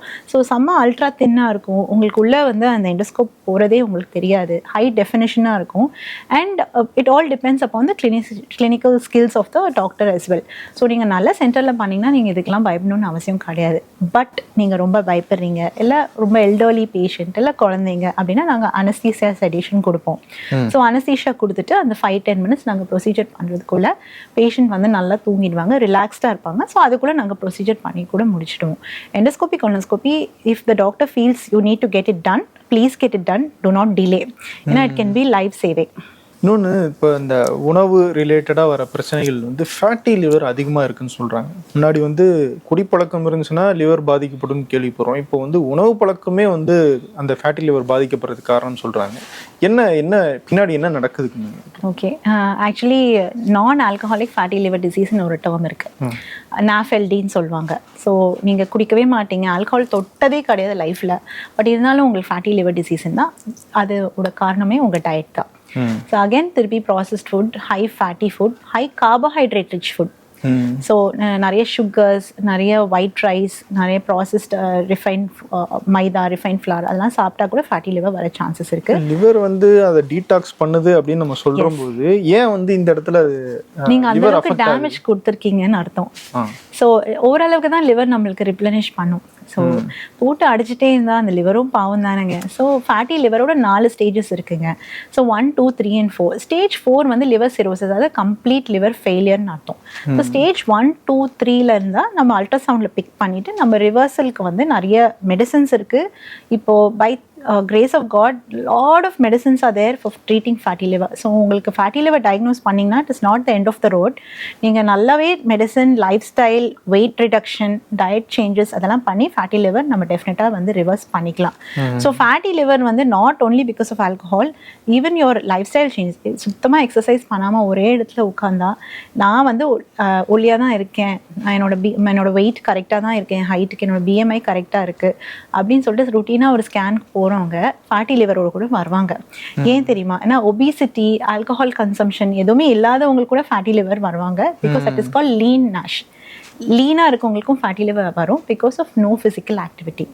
ஸோ அட்லீஸ்ட் கட்டாயம் 1 hour நம்ம எக்ஸசைஸ் பண்ணணும். 45 minutes to 1 hour. ஜிம் போகணுன்னு அவசியம் கிடையாது. ஜிம் போனீங்கன்னா all the more better. But exercise in the form of yoga, walking, running, jogging, simple exercise. And அதுவும் உங்களால் 1 hour கம்ப்ளீட்டாக டெடிகேட் பண்ண முடியல, மார்னிங் ஒரு 1/2 hour, ஈவினிங் ஒரு 1/2 hour அப்படி. But at least 45 minutes of exercise, minimum of 5 to 6 times a week. Try to include that in your diet. So that will also help in your liver and gut health.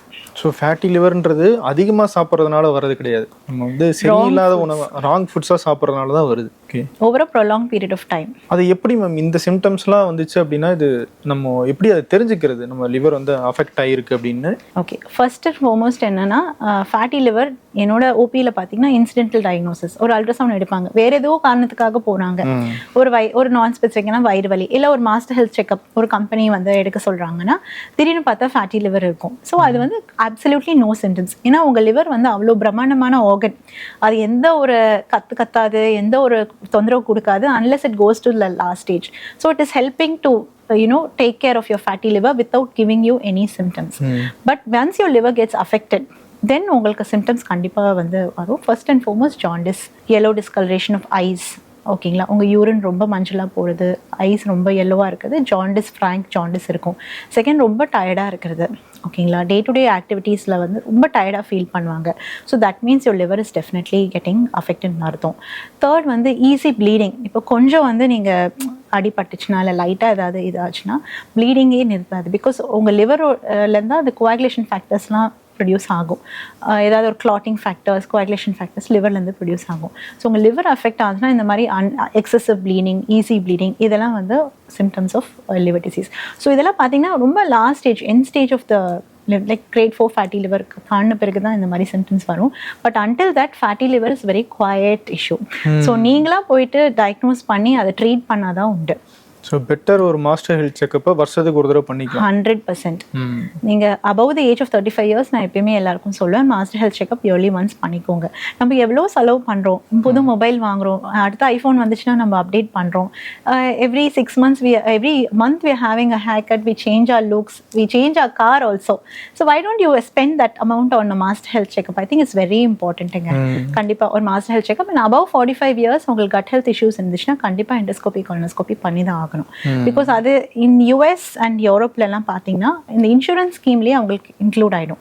So 45 years தாண்டினாலே உங்களுக்கு கண்டிப்பாக endoscopy, colonoscopy பண்ணணும்னு சொல்லிட்டு கவர்மெண்ட்லேருந்து உங்களுக்கு order வந்துடும். So பண்ணி தான் ஆகணும். ஸோ அந்த மாதிரி நம்ம கண்ட்ரியில் இன்னும் அந்த அவேர்னஸ் வரல. ஸோ எவ்வளோ முடியுமோ நாங்கள் பேஷண்ட்ஸ் வந்து நாங்களே வந்து அட்வைஸ் பண்ணி அவேர்னஸ் க்ரியேட் பண்ணுறோம். பிகாஸ் அது நார்மலாக இருந்துச்சுன்னா ஸ்க்ரீனிங் வந்து 3 years ஒன்ஸ் இல்லை 5 years ஒன்ஸ் கூட பார்த்துக்கலாம். பட் ஒரு heart checkup, ECG, echo, cardiac checkup, ultrasound abdomen, basic blood test, இதெல்லாம் வந்து இயர்லி ஒன்ஸ் கண்டிப்பாக பண்ணணும். இந்த கட் ஹெல்த்தும் சரி, இன்னொரு பக்கம் லிவரை வந்து நம்ம சரி பண்ணுறதுக்கும் சரி, நெல்லிக்காய் ஜூஸும் வந்து ஹெல்ப் பண்ணும் அப்படின்னு சொல்கிறாங்களே, உண்மையாது? அகெயின் நான் என்ன சொல்கிறேன், நெல்லிக்காய் வந்து it's very good it vitamin C. அது எல்லாருக்கும் தெரியும். விட்டமின் சி வந்து ரொம்ப ரிச்சாக இருக்கும். பட் ஓவர் அண்ட் அபவ் அது வந்து it is not magic shot. ஓகேங்களா, கறி லீவ்ஸ், அதாவது கருவேப்பிலை, நெல்லிக்காய் சேர்த்து ஒரு ஜூஸ் குடிச்சிங்கன்னா நல்லா இருக்கும்னு சொல்லுவாங்க. ஸோ நிறைய பேர் அப்படி நினைக்கிறாங்க. பட் எந்த ஒரு மேஜிக் பில், ஒரு மேஜிக் ஷாட் கிடையாதுங்க. உங்கள் லைஃப் ஸ்டைல் தான் உங்கள் கட் ஹெல்த்தை வந்து டெஃபினட்டாக அஃபெக்ட் பண்ணும். ஸோ அந்த நெல்லிக்காய் ஜூஸ் குடிக்கிறதுனாலையோ இல்லை பம்கின் ஜூஸ் காலையில் எம்டி ஸ்டமக்கில் குடிக்கிறதுனாலையோ உங்களுக்கு ஒன்றும் மேஜிக்லாம் எதுவும் நடக்க போகிறதில்ல. அது மேபி உங்களுக்கு சைக்கலாஜிக்கலாக அப்படி ஃபீல் பண்ணும். பட் நெல்லிக்காய் நல்ல source of vitamin C. But நெல்லிக்காய் can irritate your gastric mucosa. So அது இரிட்டன்ட்டும் தான். உங்களுக்கு தெரியும், எல்லா சிட்ரஸ் அசிட்டிக் ஃப்ரூட்ஸ்லாம் இரிட்டேட் பண்ணும். நிறைய பேர் வெறும் வயிற்றில் நெல்லிக்காய் ஜூஸ் அந்த மாதிரி குடிச்சா கேஸ்ட்ரைட்டிஸ் வரும். So you have to be little cautious. Easy டைஜஷன்ஸ்க்கான ஃபுட்ஸ் எந்த மாதிரி எடுத்துக்கலாம்? பேசிக்காக நம்ம தமிழ்நாட்டு சாப்பாடு, ரைஸ், ஒரு நல்ல கூட்டு பொரியல், கர்ட், ரசம், ஆல் திஸ் நம்ம ட்ரெடிஷ்னல் சவுத் இந்தியன் மீல்ஸ் வந்து very good and easily digestible. Idli, great source of fermented food and it's also very balanced. Carbohydrate, protein எல்லாமே இருக்கு. ஸோ அதை ஒரு நல்ல வெஜிடபிள் சாம்பாரோட வச்சிங்கன்னா யூஆர் சார்ட்டட். அது நல்லா ஈஸியாக டைஜஸ்ட் ஆகும். மில்க் சில பேருக்கு டைஜஸ்ட் ஆகிறதுக்கு ரொம்ப லேட் ஆகும். ஸோ அதுக்கு பதிலாக மோர், தயிர், curd, cool, all that is very easily digestible. So if you ask me, I will say proper traditional நம்ம சவுத் இந்தியன் ஃபுட்டு தான் பெஸ்ட், ஈஸிலி டைஜஸ்டபிள். பட் அது கொஞ்சம் இம்பேலன்ஸ்டாக இருக்கிறதுனால ப்ரோட்டீன் மட்டும் நம்ம கொஞ்சம் நல்லா எடுத்துக்கணும். இப்போ அந்த ப்ரோட்டீனை மட்டுமே நிறைய பேர் கான்சன்ட்ரேட்டடாக எடுக்கிறாங்க. நான் ஜிம்முக்கு போகிறேன், எனக்கு உடம்புக்கு வந்து ப்ரோட்டீன்ஸ் அதிகமாக தேவைப்படுது அப்படின்னா அது ரொம்ப அதிகமாக இருக்கிறாங்க. அது வந்து சரியான முறையா ப்ரோட்டீனை மட்டும் அதிகமாக எடுத்துக்கிறது? சரி, உங்கள் பாடி ரெக்குவயர்மெண்ட் என்ன அப்படின்னு நீங்கள் பார்க்கணும். இப்போ நீங்கள் டெய்லி வந்து ஜிம் ஹெட் பண்ணுறீங்க, நீங்கள் அத்லெட்டிக் ட்ரைனிங் பண்ணுறீங்க, ஸ்ட்ரென்த் ட்ரைனிங் பண்ணுறீங்க, நீங்கள் ஏதாவது கோலோட ட்ரெயின் பண்ணுறீங்க. இப்போ நான் அதாவது ஒரு காம்படிஷன் போகணும், இல்லை நான் மேரத்தான் ரன் பண்ணணும் அப்படின்னா அதுக்கேற்ற மாதிரி ப்ரோட்டீன் ரெக்குவயர்மெண்ட் வேரி ஆகும். அதே மாதிரி நீங்கள் ஒரு நார்மல் ஹெல்தி மேல் ஓகே இல்லை ஃபீமேல், நீங்கள் டெய்லி 1 hour ஜிம் போகிறீங்க, யூஆர் ஏபிள் டு ஒரு ப்ரொஃபஷனில் இருக்கீங்க, நான் ஜிம் போகிறது ஜஸ்ட் என்னோட ஜென்ரல் ஃபிட்னஸ்க்காக தான் அப்படின்னா ப்ரோட்டீன் ரெக்குவயர்மெண்ட் வேரி ஆகும். ஸோ உங்களோட கோல்ஸ்க்கு ஏற்ற மாதிரி நீங்கள் ப்ரோட்டீன் ரெக்குவயர்மெண்ட் ஆல்டர் பண்ணும். ஸோ ஜென்ரலாக சொல்லுவாங்க 0.8 to 1 gram of protein per kg body weight. For example நீங்கள் 60 kilos இருந்தீங்கன்னா ஒரு ஆவரேஜாக 55 to 60 gram of protein ஒரு நாளைக்கு நீங்கள் சாப்பிடணும்னு சொன்னாங்க. ஸோ அதை 3 mealஸாக நீங்கள் ஸ்ப்ளிட் பண்ணிக்கலாம். ஸோ 20-20-20 மாதிரி ஸ்ப்ளிட் பண்ணிக்கலாம். ஸோ ஃபோக்கஸ் ஆன் ப்ரோட்டீன் எதுக்கு இப்போ ரொம்ப அதிகமாக இருக்குன்னா, India by far is a protein deficient country. இப்போ நீங்கள் நம்ம ஃபுட்டே எடுத்துக்கிட்டிங்கன்னா, ஒரு சவுத் இந்தியன் மீல் எடுத்துக்கிட்டிங்கன்னா அதில் ப்ரோட்டீன் வந்து ரொம்ப டெஃபிஷியண்ட்டாக இருக்குது உண்மையாகவே. கார்போஹைட்ரேட்ஸ் அதிகமாக இருக்குது, யூ கேன் சி ஈவன் ஃபைபரும் அதிகமாக இருக்குது, பட் ப்ரோட்டீன் அஸ் சச் ரொம்ப டெஃபிஷியண்ட்டாக இருக்குது. ஸோ ப்ரோட்டீன் ரிச் டயட் வந்து ஃபோக்கஸ் பண்ணுறது நல்லது.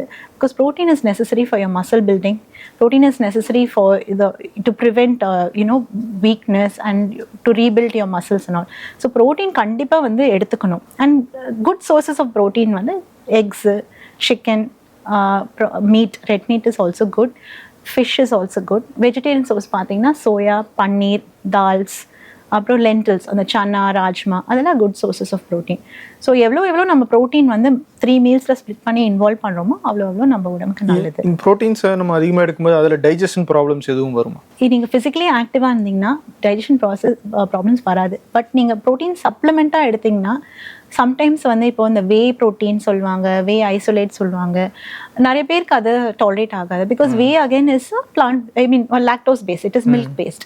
ஸோ நிறைய பேருக்கு அது வந்து டாலரேட் ஆகாது. ஸோ ப்ரோட்டீன் சப்ளிமெண்ட்ஸ் சாப்பிட்டா வந்து கிட்னி டேமேஜ் வரும்னு சொல்லுவாங்க. பட் அதுக்கும் எந்த ஒரு பேசிஸ் கிடையாது. நாங்கள் அந்தளவுக்கு கேசஸும் பார்த்தது கிடையாது. ஸோ ப்ரோட்டீன் எடுக்கிறது நல்லது. பட் உங்கள் அளவுக்கு, ஓரளவுக்கு உங்களுக்கு எவ்வளோ தேவையோ அந்த மாதிரி எடுக்கிறது பெட்டர். யாரோ சோஷியல் மீடியாவில் சொல்கிறாங்க இந்த சப்ளிமெண்ட் நல்லாயிருக்கு, இவ்வளோ சாப்பிடணும், அவ்வளோ எடுத்துக்கணும் அப்படின்னா நம்ம மேஜிக்லாம் அதை ஃபாலோ பண்ணக்கூடாது. It's not advisable. ஸோ நம்ம பாடிக்கு ஏற்ற மாதிரி நம்ம வந்து நம்ம டயட்டை கஸ்டமைஸ் பண்ணணும். கடைசியாக இப்போ வந்து நிறைய யங்ஸ்டர்ஸ் ஃபேஸ் பண்ணிட்டு இருக்கிற ப்ராப்ளம் வந்து அல்சர். அல்சர் ஏன் வருது, அதை வந்து க்யூர் பண்ண முடியுமா கம்ப்ளீட்டாக? அல்சர் அப்படின்னு பார்த்தீங்கன்னா ரொம்ப காமனாக இப்போ நாங்கள் பார்க்குறோம். அண்ட் மெயின் சிம்டம் வந்து அல்சர் இருந்தால் அதுக்கு வந்து பெயின் இருக்கும், ஸ்டமக் பெயின். ஸோ நிறைய பேருக்கு அது தெரியாது. ஸ்டமக் பெயினுக்கு சும்மா ஃபார்மசியில் போயிட்டு இல்லை மெடிக்கல்ஸில் போயிட்டு டேப்லெட் வாங்கிட்டு அது அல்சரை க்யூர் ஆகும்னு நினச்சிட்டு இருக்காங்க. பட் அது it's not the way forward. Stomach pain இருக்குது, இல்லை டைஜஷனில் ஏதாவது ப்ராப்ளம் இருக்குது அப்படின்னா உடனே நீங்கள் எண்டோஸ்கோபி பண்ணி தான் டெஸ்ட் பண்ணலாம். இப்போ அல்சருக்கு காரணம் வந்து மெயினாக வந்து ஒன் இஸ் நிறைய மிஸ்யூஸ் ஆஃப் பெயின் கில்லர்ஸ்.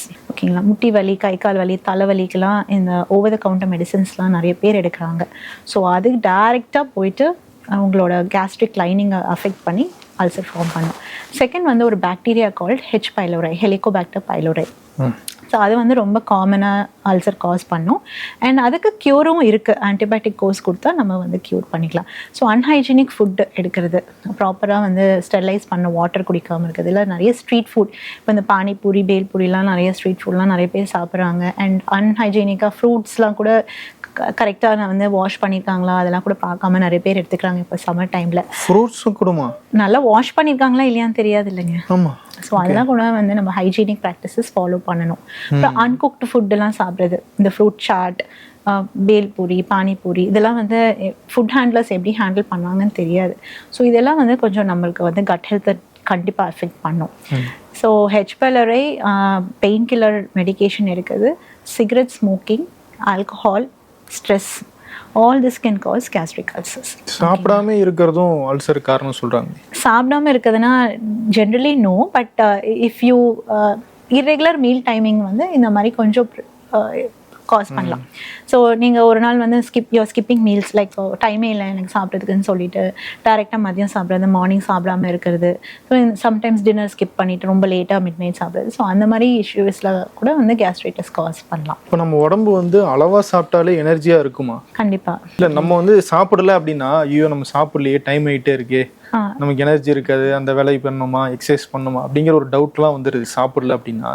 ஆனால் அளவாக சாப்பிட்டா 2 வேளை சாப்பிட்டாலே போதுமான எனர்ஜி நம்ம உடம்புக்கு. அளவா இல்லை, நீங்கள் 3 டைம்ஸ் சாப்பிட மாட்டீங்களா? இல்லை, ஜென்ரலாக நிறைய சொல்கிறாங்களே மேம், இந்த இன்டர்மீடியன்ட் ஃபாஸ்டிங்லேயே கூட 12 hours பிரேக் கொடுத்துட்டு ஒரு நாளைக்கு 2 தடவை வந்து சாப்பிட்டா போதும். 11 o'clock வந்து ஒரு பிரஞ்சு, அப்புறம் வந்து ஈவினிங் வந்து ஒரு 5-6 மணிக்கு அந்த டயத்தில் சாப்பிட்டுட்டா போதும் அப்படின்ற மாதிரி சொல்கிறாங்க. ஸோ இந்த மாதிரி டயட்லாம் பார்த்தீங்கன்னா கஸ்டமைஸ் பண்ணும். உங்களோட ஒர்க் டைமிங், உங்களோட ஒர்க்கு, நீங்கள் எவ்வளோ ஒர்க் பண்ணுறீங்க, என்ன ஒர்க் பண்ணுறீங்க, ஃபிசிக்கலி டிமாண்டிங்காக இருக்கா இல்லையா.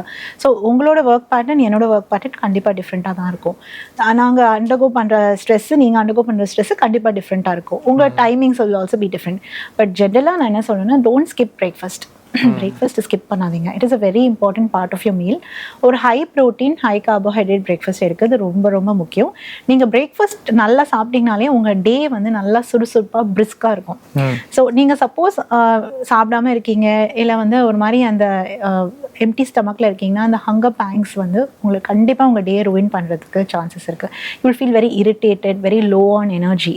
ஸோ நீங்கள் ஒரு ஆக்டிவாக நீங்கள் ஒர்க் பண்ணிகிட்ருக்கீங்க, இல்லை யூஆர் ஸ்டெப்பிங் அவுட் ஒர்க், இல்லை ஒரு ஸ்ட்ரெஸ்ஃபுல் ஜாபில் இருக்கீங்கன்னா, best thing you can do is have a good breakfast. So ஒரு நல்ல பிரேக்ஃபாஸ்ட் வந்து உங்கள் டேயோட ருட்டீனை நல்லா செட் பண்ணும். அண்ட் த்ரூ அவுட் த டே உங்களுக்கு அந்த எனர்ஜி கிராஷஸ் இருக்காது. So that is one thing. But secondly, நீங்கள் சொல்கிற இன்டர்மீடியன்ட் ஃபாஸ்டிங் வந்து it is not for every one. நிறைய பேருக்கு கேஸ்ட்ரைட்டிஸ், அல்சர் ப்ராப்ளம், அசிடிட்டிலாம் இருந்தால் இன்டர்மீடியன்ட் ஃபாஸ்டிங் பண்ணக்கூடாதுன்னு தான் நான் சொல்வேன். ஓகேங்களா? இப்போ யாரோ ஒரு இன்ஃப்ளூயன்சர் பண்ணியிருக்காரு, 30 கிலோ குறைஞ்சிருக்காங்க அப்படின்னா உடனே நம்மளுக்கு வந்து அதை பயன்படுத்தினா சரிப்பட்டு வராது. ஸோ இதை இண்டிவிஜுவலைஸ் கண்டிப்பாக பண்ணணும். தேர்ட் வந்து ரொம்ப லேட்டாக நீங்கள் டின்னர் சாப்பிடாதீங்க. ஸோ இந்த 3 things very important things. Like time your meals. ஓகேங்களா? 7 to 8 கூட try to finish your dinner. ஏன்னா நீங்கள் ரொம்ப லேட்டாக சாப்பிட்டு உடனே தூங்குனீங்கன்னா, இல்லை படுத்திங்கன்னா, நான் சொன்ன மாதிரி இந்த கர்ட், ஆசிட் ரிஃப்ளக்ஸ் இஷ்யூஸ் நிறைய வர சான்சஸ் இருக்குது. ஸோ அது உங்களோட ஸ்லீப்லாம் ரொம்ப டிஸ்டர்ப் பண்ணும். So never skip breakfast, have a early dinner and time your meals properly and don't go with social media fads. ஒருத்தங்களுக்கு வந்து இன்டர்மிட்டன்ட் ஃபாஸ்டிங் ஒர்க் அவுட் ஆச்சுன்னா உடனே நம்மளுக்கு ஒர்க் அவுட் ஆகணும்னு கிடையாது. ஸோ அதை வந்து நம்ம இண்டிவிஜுவலைஸ் தான் பண்ணணும். இப்போ இந்த அல்சர்ஸ் வந்து அதை நம்ம சரியாக ட்ரீட் பண்ணாமல் விட்டால் அதுலேருந்து கேன்சர் வர வாய்ப்பு இருக்கா? கண்டிப்பாங்க. Especially ulcers due to H. pylori. அது வந்து கேன்சர் காசிங் ஏஜென்ட் சொல்லிட்டு டெக்ஸ்ட் புக்ஸில் நிறைய கொடுத்துருக்கு. ரிசர்ச் அண்ட் கைட்லைன்ஸ் வந்து அதை வந்து பேஸ் பண்ணி நிறைய ரிசர்ச் அண்ட் கைட்லைன்ஸ் இருக்குது. ஸோ அல்சர் அப்படின்னு பார்த்தீங்கன்னா நம்ம ஏர்லி ஸ்டேஜில் பிக் பண்ணுறது ரொம்ப முக்கியம். அது க்யூரபிள் அண்ட் ட்ரீட்டபிளும் தான். ஸோ நம்ம அதை இக்னோர் பண்ணோன்னா any ulcer can become a cancer, especially in the stomach, gastric ulcer. So endoscopy தான் இதுக்கு வந்து 100% டயக்னோஸ்டிக் டூல். ஸோ எண்டோஸ்கோபி பண்ணி பயோப்சி பண்ணிவிட்டு நம்ம கன்ஃபார்ம் பண்ண பிறகு அதுக்கேற்ற மாதிரி நம்ம ட்ரீட்மெண்ட் வந்து ஸ்டார்ட் பண்ணணும். இப்போ வந்து நம்ம நிறைய ஃபுட்டு பற்றி பேசிகிட்டு இருந்தோம். பர்டிகுலர் இன்னொரு ஃபுட் வந்து ஆயில், மரச்செக்கு எண்ணெய், அதுதான் வந்து வயிற்றுக்கு நல்லது அப்படின்னு சொல்கிறாங்க. ரிஃபைன்ட் ஆயில் வேணாம், சன்ஃப்ளவர் ஆயில் வேணாம் அப்படின்ற மாதிரி நிறைய இருக்குது. ஆலிவ் ஆயில் யூஸ் பண்ணுங்கன்னு சொல்கிறாங்க. வயிற்றுக்கு சரியான ஒரு எண்ணெய் அப்படின்னா எது? நீங்கள் கேட்குற மாதிரி ஒரு மேஜிக் ஷாட் இல்லை மேஜிக் பில் கேட்குறீங்க. ஸோ நான் என்ன சொல்வேன்னா, உங்கள் பாட்டி தாத்தா காலத்தில் உங்கள் பேரண்ட்ஸ், உங்கள் அம்மாங்களாம் என்ன ஆயில் யூஸ் பண்ணி சமைச்சு உங்களை வளர்த்தாங்களோ அதுதான் பெஸ்ட். இப்போ நம்ம கேரளா பெல்ட் போனோம்னா they will say coconut oil everywhere. If you go to North India, they use sesame oil. ஓகேங்களா? ஸோ அங்கே வந்து ரொம்ப ஃபேமஸ் அது. நம்ம தமிழ்நாட்டில் பார்த்தீங்கன்னா they will say it is நல்லெண்ணெய். ஸோ உங்களோட ஹோமில் நீங்கள் என்ன ஆயில் சாப்பிட்டு வளர்ந்தீங்களோ அதுதான் உங்களுக்கு பெஸ்ட்டாக சூட் ஆகிற ஆயில். ஸோ நீங்கள் ஆலிவ் ஆயில் சாப்பிட்டாதான் நான் வந்து ரொம்ப ஹெல்த்தியாக இருப்பேன் அப்படின்னு சொல்லி நீங்கள் 1 லிட்டர் 1000 ரூபாய் நினைக்கிறேன். ஸோ அதெல்லாம் நீங்கள் இன்வெஸ்ட் பண்ணிவிட்டு அது சாப்பிட்டாதான் ஹெல்தி அப்படின்லாம் நீங்கள் நினைக்காதீங்க. உங்கள் வீட்டில் நீங்கள் என்ன சாப்பிட்டு வளர்ந்தீங்களோ அதே தான். But important thing is quantity of oil. அது வந்து நீங்கள் you should be more focused on quantity of oil usage then the quality, then the type of oil. ஓகேங்களா? நல்ல குவாலிட்டியான எண்ணெய் நீங்கள் தாராளமாக யூஸ் பண்ணலாம். Oil is very essential because good fats அதில் இருக்குது. நான் இன்னும் சொல்ல போனால் கீ, பட்டர் அதெல்லாம் நம்ம நல்லாவே யூஸ் பண்ணலாம், எஸ்பெஷலி குழந்தைங்களுக்கு. ஸோ கீ வந்து இன்க்ளூட் பண்ணுறது நல்லது தான். விட்டமின் A, விட்டமின் Dலாம் நல்லா இருக்கும் அதில். பட் எல்லாமே மாட்ரேஷனில்.